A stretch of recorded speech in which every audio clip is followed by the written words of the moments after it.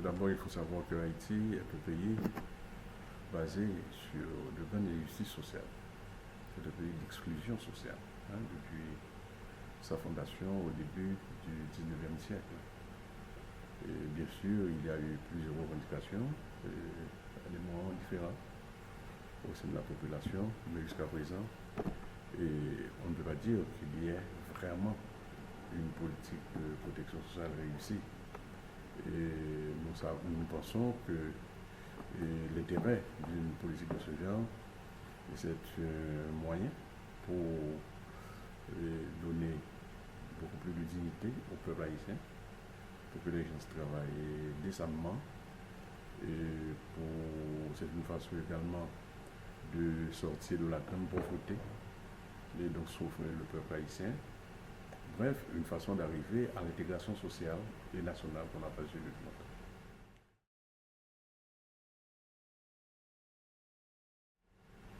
Bon, Haïti, au niveau de notre constitution, qui est une constitution libérale, et il y a beaucoup d'idées qui se rapprochent de la protection sociale, c'est-à-dire on parle de l'égalité, on parle du droit de la population à l'éducation, à la santé, et au plaisir sain, au loisir, etc. Et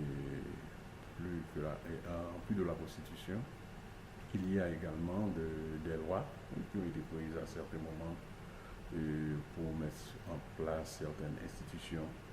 L'une d'entre elles étant l'organisme qui s'occupe des accidents des travailleurs et de la maternité, n'est-ce pas, le FATMA. Et donc, on pourrait dire qu'au niveau législatif, il y a de belles lois, mais elles ne sont pas parfaites, mais il y a quand même il y a des outils légaux. Mais dans la pratique, il y a beaucoup d'efforts à faire. Premièrement, pour adapter ces lois aux nouvelles conjonctures, et non seulement d'Haïti, mais du monde, mais encore également pour appliquer ces lois-là.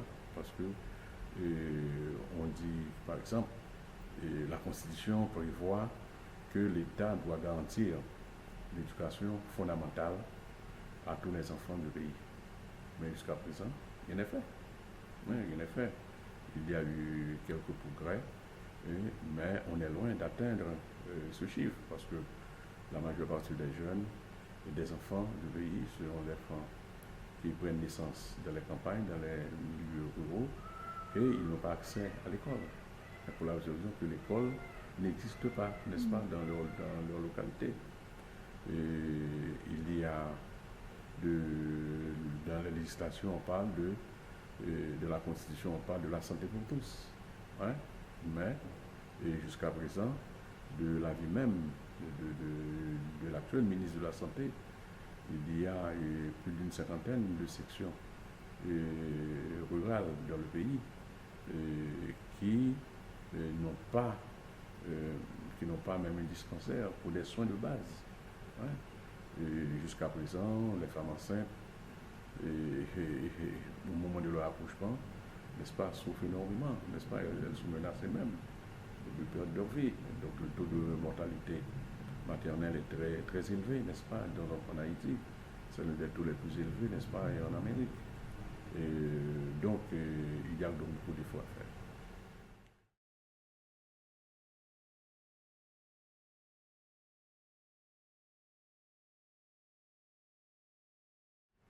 Bon, il y a des mesures qui ont été faites, il y a des lois qui ont été votées, il y a cette initiative qui a été prise, mais elles sont plutôt éparses. L'une des caractéristiques de la réalité de la protection sociale en Haïti, c'est son éparpillement, ce qui affecte l'efficacité. D'accord? Il y a beaucoup d'acteurs et d'actrices, pour la plupart des gens de bonne foi, des gens de bonne volonté, et qui interviennent dans plusieurs branches de la protection sociale, que ce soit au niveau de la sécurité, que ce soit au niveau de l'assistanat, mais elles agissent non pas dans le cadre d'une politique conçue par l'État, non pas dans le cadre d'une politique bien coordonnée. Donc cela affecte forcément, n'est-ce pas, l'efficacité.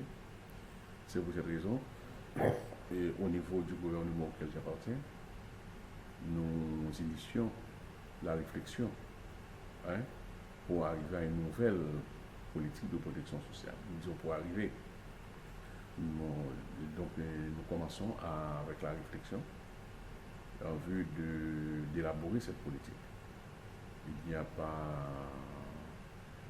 pas 8 jours que nous avons organisé à Port-au-Prince, capitale d'Haïti, une sorte de conférence internationale avec l'appui de la CELAC et d'autres partenaires internationaux, une conférence pour initier les réflexions, hein, pour voir comment arriver à la tenue d'une sorte de grand dialogue national que nous autres, en Haïti, nous appelons États généraux de la protection sociale.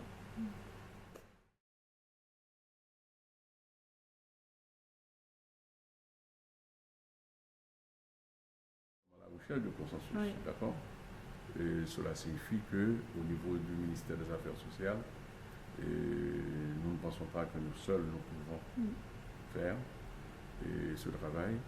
Donc la première chose, c'est qu'au niveau du ministère, au-delà des membres de mon cabinet technique, j'essaie de mobiliser tout ce qu'il y a comme compétences au ministère, n'est-ce pas, pour que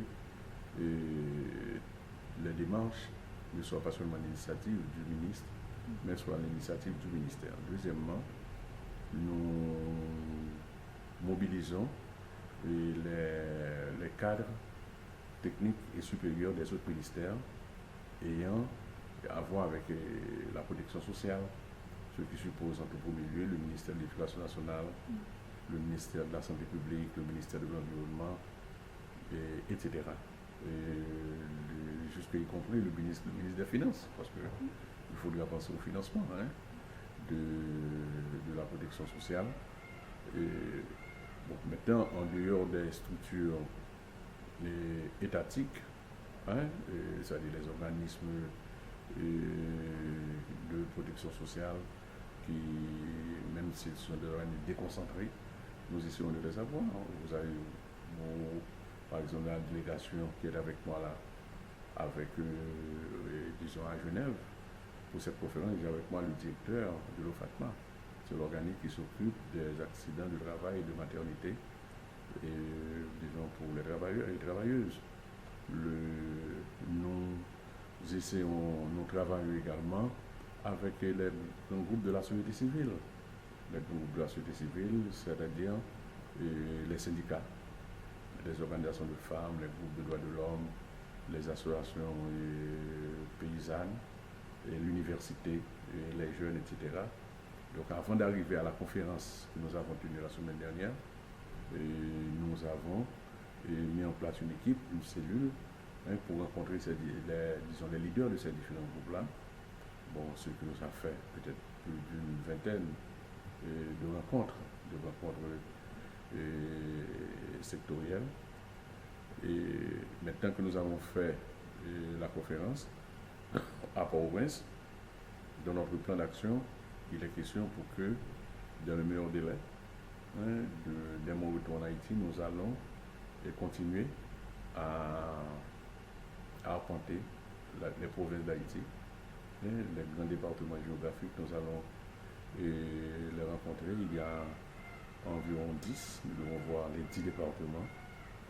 Et comme à présent, il y a le processus électoral qui est en place en Haïti, nous allons essayer avec beaucoup de délicatesse d'inviter tous les candidats à la présidence à venir donner leur position en présence du public, en présence de la population à travers le petit écran de la télévision, de donner leur position sur leur conception de la protection sociale en Haïti. Donc, in fine, ce sera pour arriver à un consensus, hein, pour que l'on puisse organiser les États généraux. Et de ces États généraux doit sortir la nouvelle politique.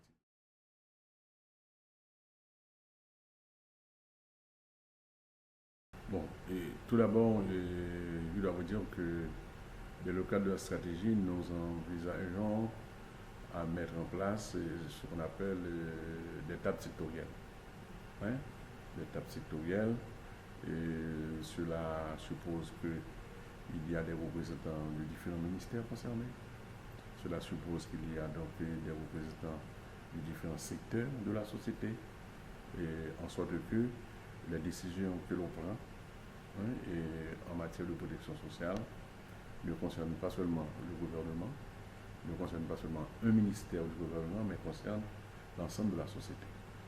Et j'appartiens à un gouvernement, bon, qui reste à peu près 7 à 8 mois à passer au pouvoir, puisqu'on doit avoir les élections à partir de février. Normalement, ce gouvernement ne doit plus exister en tant que tel. L'État haïtien doit exister, mais l'équipe gouvernementale doit partir pour laisser la place au niveau aux élus du pays. Alors, nous pensons que si les résultats de nos réflexions, de notre stratégie, hein, aboutissent à une politique partagée, tout au moins sur le plan théorique, par différents segments de la société, par différents acteurs politiques et sociaux, mais nous pensons que c'est la meilleure façon de penser que cette politique sera donc appliquée. Ensuite, il y a des lois, et il y a le cadre légal que nous voulons également faire modifier. Il y a le code du travail, hein, et que nous voulons faire modifier. Il y a le cadre légal de la protection sociale en Haïti. Et tout cela, ce sont des éléments. Et si nous arrivons à les faire, hein, parce que là, c'est un défi, hein, mais nous pensons que nous sommes sur la bonne voie. Et il y a beaucoup de chances que cette politique nous survive, c'est-à-dire après nous, cette politique élaborée, et il faut continuer à vivre. Merci beaucoup, Monsieur le Ministre.